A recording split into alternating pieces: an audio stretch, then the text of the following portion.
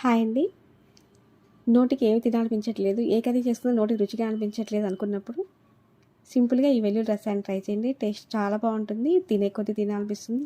దీనికోసం 1 tea spoon oil heat చేసుకొని ఆవాలు, జీలకర్ర, ఎండుమిర్చి వేసి వేయించుకొని చాప్ చేసుకున్న ఆనియన్ ఒకటి, కొంచెం కరివేపాకు వేసి వేయించుకుందాం.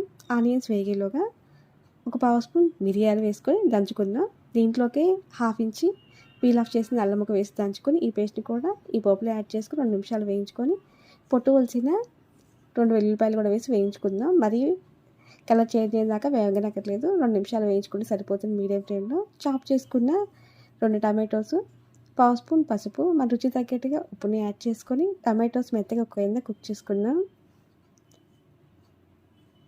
చూడండి, టమాటోస్ కుక్ అయిపోయినాయి. దీంట్లోకి 1 teaspoon red chilli powder, 1 spoon ధనియా పౌడర్ వేసుకొని మొత్తం ఒకసారి మిక్స్ చేసుకుందాం.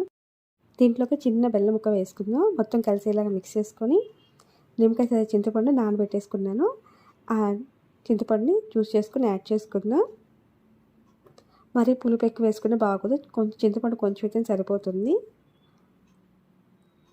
దీంట్లోకి 1 లీటర్ నుంచి 2 లీటర్ల దాకా వాటర్ని యాడ్ చేసుకోవచ్చు. ఈ క్వాంటిటీకి రసాన్ని బాగా మరిగించుకోవాలి. 2 లీటర్ల వాటర్ని యాడ్ చేసుకుంటే లీటర్న్నర అయిన దాకా మరిగించుకొని స్టవ్ ఆఫ్ చేసుకొని కొరియాండర్ వేసుకొని సర్వ్ చేసుకుని ఎంతో టేస్టీగా ఉంటే వెల్లుల్లి రసం అయితే రెడీ అయిపోయింది. మీరు కూడా ట్రై చేసి టేస్ట్ చేయండి. Thank you for watching.